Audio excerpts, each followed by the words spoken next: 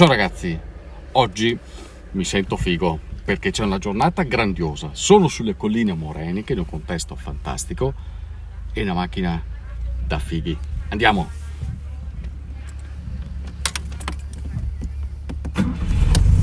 Wow!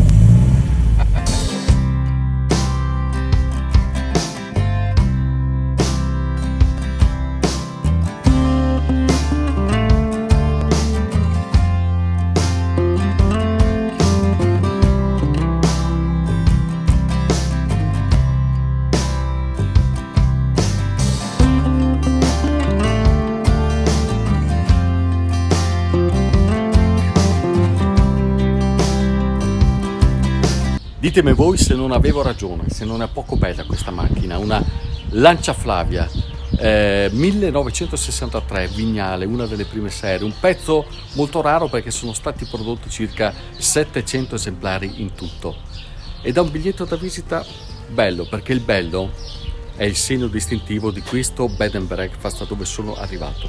Il Gallo delle Pille, secondo me uno dei più belli di tutte le colline moreniche.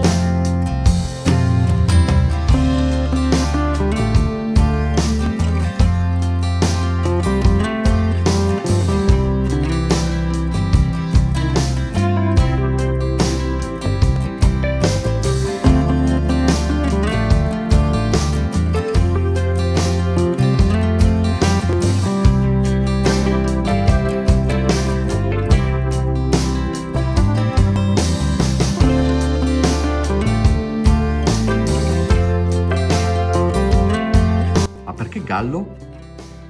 Gallo perché quando abbiamo comprato questa casa praticamente si sentivano sempre i galli e poi anche perché questa è la casa più alta della collina, quindi è un po' come se fosse, diciamo, il gallo che domina in mezzo al pollaio.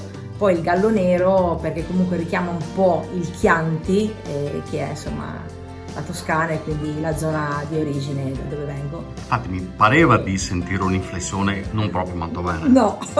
Come sei finita qui? Assolutamente no, io sono pisana, di babbo pisano e mamma fiorentina, ho sposato un napoletano, ho girato un po' per il mondo perché ho fatto lingue a Pisa e quando sono tornata dalla Germania, dove ho vissuto oltre 2 anni, sono venuta nella zona del lago di Garda e nell'entroterra perché i miei genitori mi ci portavano sempre in vacanza tutti gli anni. Ma allora questo B&B è un sogno che si concretizza?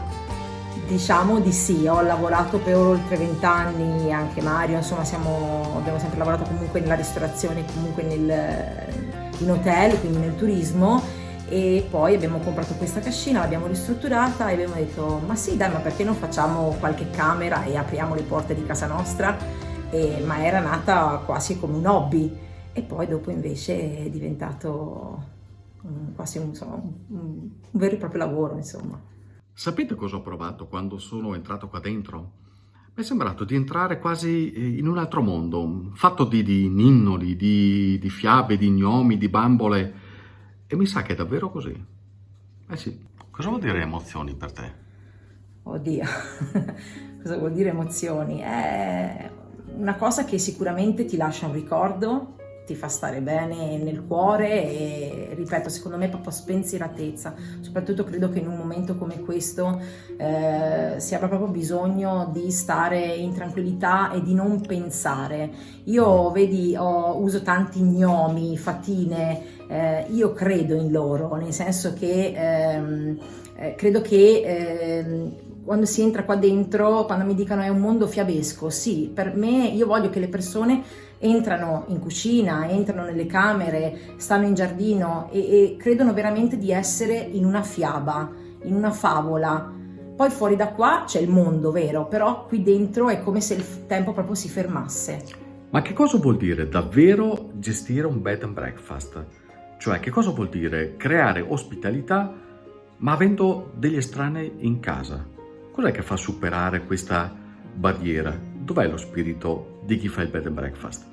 Sicuramente si accettano dei compromessi, credo che bisogna essere pronti perché comunque una parte della tua privacy la perdi. Il nostro è un vero bed and breakfast, nel senso che non è un bed and breakfast di quelli, io li chiamo finti, nel senso che io lì c'ho la residenza, affitto delle camere o degli appartamenti, ma io lì non ci vivo. No, per esempio la sala colazioni, quella interna, è la nostra cucina dove io la mattina o la sera preparo i dolci, cucino i dolci e la mattina li accolgo nella mia cucina dove poi a pranzo o a cena ceniamo io e la mia famiglia.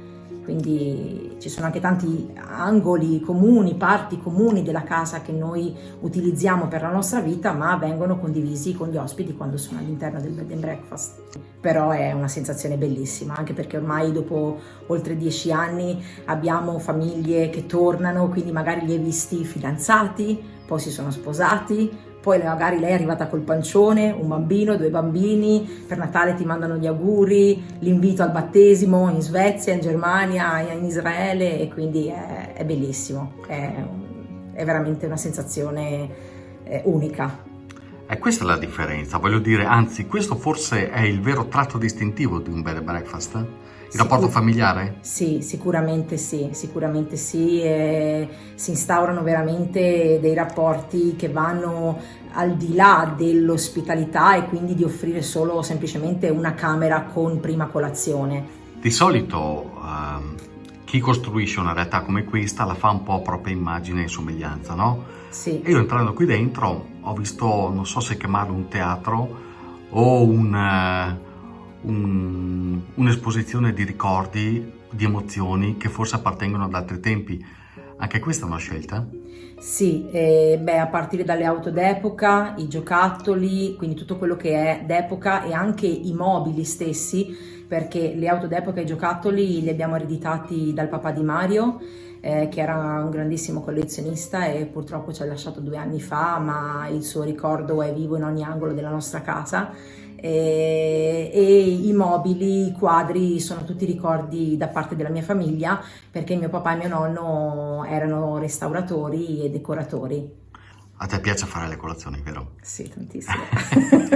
E vedo mescolate un po' le vostre origini, ho visto i cantuccini, Sì. babà. Su babà, sì, che io non sono napoletana, quindi mi accingo a fare la pastiera, i cannoli siciliani, il babà, e quindi gli do sempre un nomignolo mio, tipo il babà lo chiamo proprio babà con doppia B delle pille, perché non mi sento di offendere il babà napoletano, che sicuramente è diverso dal mio, però il mio credo che non sia tanto male.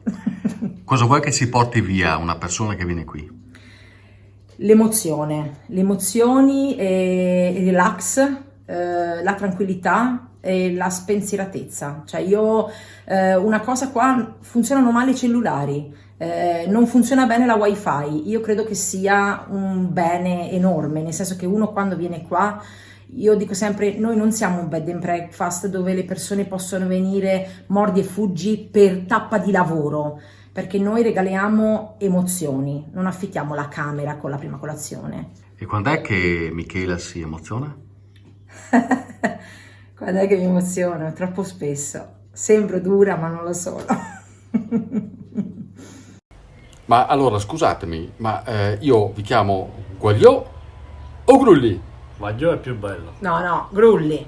Mi sono Butel però, che sono da qua. Va bene lo stesso. Va bene tutto. Questa è l'ospitalità. Ciao ragazzi, complimenti Mario e Michela, un bed and breakfast veramente bellissimo.